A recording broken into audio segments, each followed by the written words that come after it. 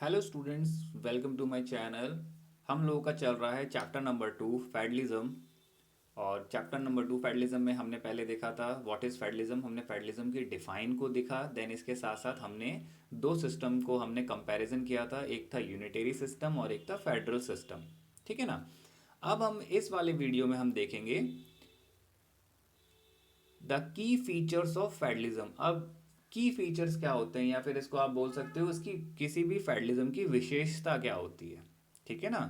एक तरीके से विशेषता के ऊपर हम बात करेंगे। तो चलिए स्टार्ट करते हैं। सबसे पहला, देयर आर टू और मोर लेवल्स और टीयर्स ऑफ गवर्नमेंट। अब यहाँ पर आप ध्यान रखिएगा, फेडरलिज्म की सबसे पहली विशेषता या सबसे पहली खासियत या सबसे पहला की फीचर क्या है कि फेडरलिज्म या फेडरलिज्म में आपका दो या दो से ज़्यादा लेवल होते हैं, किसके? गवर्नमेंट के। ठीक है। Different tears of government govern the same citizen. अब जो अलग अलग लेवल्स की गवर्नमेंट होती हैं वो सेम सिटीजन्स के ऊपर काम करती हैं। ठीक है जी।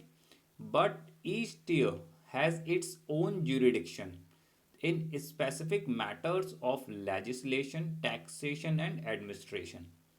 अब यहाँ पर अलग अलग लेवल्स की गवर्नमेंट सेम सिटीजन्स के ऊपर काम करती हैं, लेकिन उन सभी का जो ज्यूरिडिक्शन होता है, ज्यूरिडिक्शन से मतलब आप कह सकते हो एक जो एरिया होता है, लीगल अथॉरिटी जिसको हम बोलते हैं, सबका अलग अलग होता है।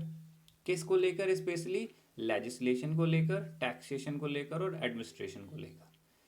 पावर सबको अलग अलग मिली हुई है। इसको आप इस तरीके से समझ सकते हैं। जैसे फॉर एग्जांपल यूपी। यूपी में आपकी एक स्टेट गवर्नमेंट है। ठीक है। अब जो हमारी सेंट्रल गवर्नमेंट है, अगर वो कोई ऑर्डर पास करती है या कोई कानून बनाती है, वो यूपी गवर्नमेंट यूपी स्टेट में भी लागू होगा। मतलब हम सब लोगों के ऊपर लागू होगा। ठीक है। देन इसके बाद जो हमारे यहाँ की किसी भी स्टेट की जो स्टेट गवर्नमेंट होती है वो कोई कानून बनाती है तो वो भी हमारे ऊपर लागू होगा। है ना। और इसके साथ साथ जो सबसे तीसरा हमारा लेवल है पंचायत का और म्यूनसिपालिटी का, जो लेवल है, अगर वो भी अपने यहाँ पे कुछ छोटे मोटे कानून या बदलाव बनाते हैं, अपनी समझ से जो भी वो बनाते हैं, तो वो भी लोगों के ऊपर लागू होगा। ठीक है ना। तो इसलिए बोला गया है different tears of government govern the same citizen. ठीक है। सिंपल। और जितनी भी आपकी लेवल्स हैं उन सब का जुरिडिक्शन, उन सब का एक लीगल अथॉरिटी है स्पेसिफिक मैटर्स में, जैसे आपका लेजिस्लेशन, टैक्सेशन और administration. Okay. The jurisdiction of the respective levels or tiers of government are specified in the constitution.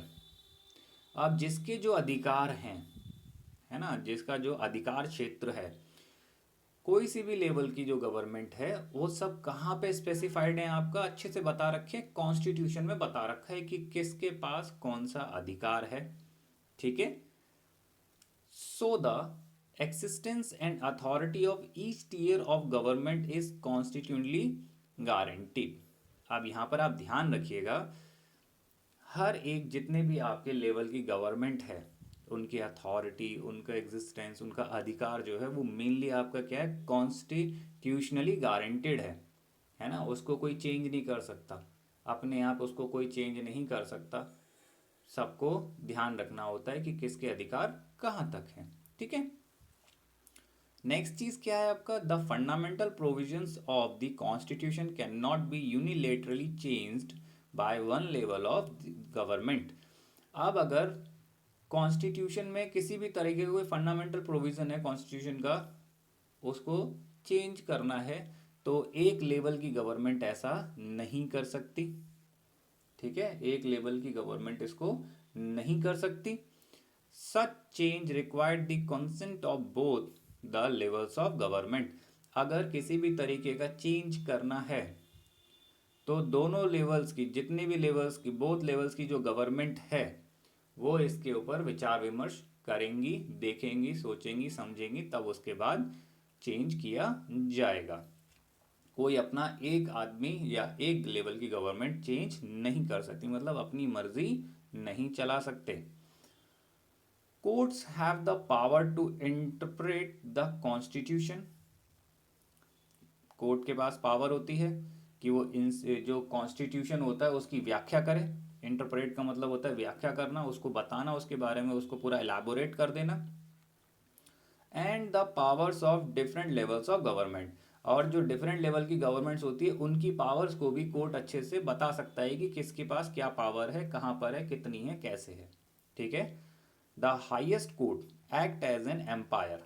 अब जो हाइएस्ट कोर्ट है वो क्या करता है, एक तरीके से एम्पायर की तरह बिहेव करता है। If dispute arise between different level of governments in the exercise of their respective powers.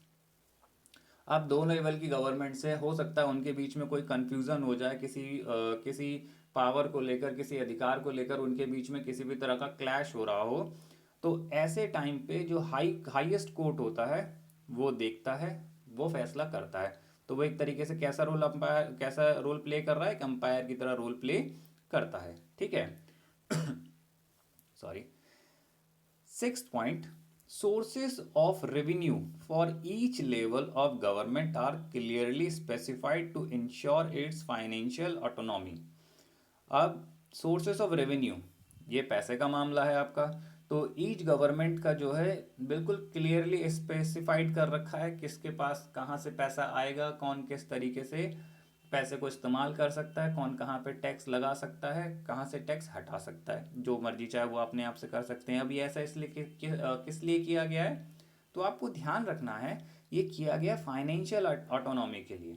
अब फाइनेंशियली अब वो एक दूसरे के ऊपर डिपेंडेंट ना हो। ठीक है ना। कई बार क्या होता है, अगर ऐसा ना किया जाए तो सेंट्रल गवर्नमेंट को अगर सारे अधिकार दे दिए जाएं और वही फाइनेंशियली सारी चीज़ें देखेगी, तो क्या होगा, वो अपनी मर्जी चला सकती है, वो स्टेट गवर्नमेंट को परेशान कर सकती है। तो किसी को कोई परेशानी ना हो इसके लिए क्या कर रखा है, बिल्कुल फाइनेंशियल ऑटोनॉमी कर रखी है ताकि कोई दिक्कत ना हो। ओके।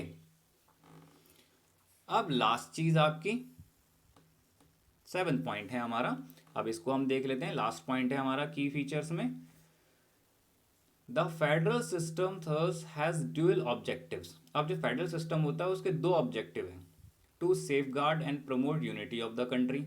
ठीक है भाई, सुरक्षा और यूनिटी को प्रमोट करना देश की, while at the same time accommodate regional diversity, और इसके साथ साथ रीजनल डाइवर्सिटी को भी देखना। अब रीजनल डाइवर्सिटी से आपका मतलब क्या है, मेनली आपको ध्यान रखना है जो विविधता है उसके ऊपर बात करी जा रही है। Therefore two aspects are crucial for the institution and practice of federalism. अब ये जो दो एक्सपेक्ट्स हैं, ये जो दो चीज़ें हैं, ये सबसे ज़्यादा क्रूशियल हैं, है ना, ये सबसे ज़्यादा ज़रूरी है इंस्टीट्यूशंस के लिए और फेडरलिज्म की प्रैक्टिस के लिए, फेडरलिज्म को लागू करने के लिए।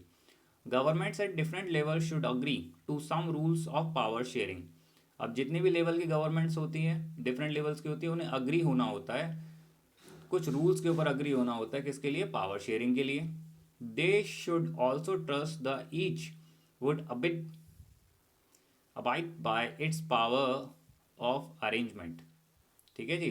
अब वो उनको क्या है, एक दूसरे के ऊपर ट्रस्ट होना चाहिए अरेंजमेंट को लेकर, कि अरेंजमेंट जो है उसको लेकर उनके बीच में एक एग्रीमेंट होना चाहिए। ठीक है। An ideal federalism system has both aspects. अब कोई अगर आइडियल फेडरलिज्म सिस्टम है, फेडरल सिस्टम है, तो उसके लिए दो चीज़ें बहुत ज़रूरी है। पहला क्या है, म्यूचुअल ट्रस्ट होना चाहिए, विश्वास होना चाहिए एक दूसरे के ऊपर, and agreement to live together, और एक तरीके का समझौता होना चाहिए कि हम एक दूसरे के साथ रह सकते हैं। क्लियर। आई होप आपको वीडियो समझ में आया होगा। आराम से देखिएगा, की फीचर से हमारे बहुत सारे क्वेश्चंस बन सकते हैं आपके एमसीक्यू के तौर पे। ठीक है, तो आराम से देखिए, आराम से पढ़िएगा, समझ में आएगा आपको, बिल्कुल बिना किसी दिक्कत के पढ़िएगा। आई होप वीडियो आपको अच्छा लगा हो। लाइक करिएगा, ज़्यादा से ज़्यादा 10th के स्टूडेंट के साथ शेयर करिएगा, और इसके साथ साथ चैनल को सब्सक्राइब करिएगा। Thank you.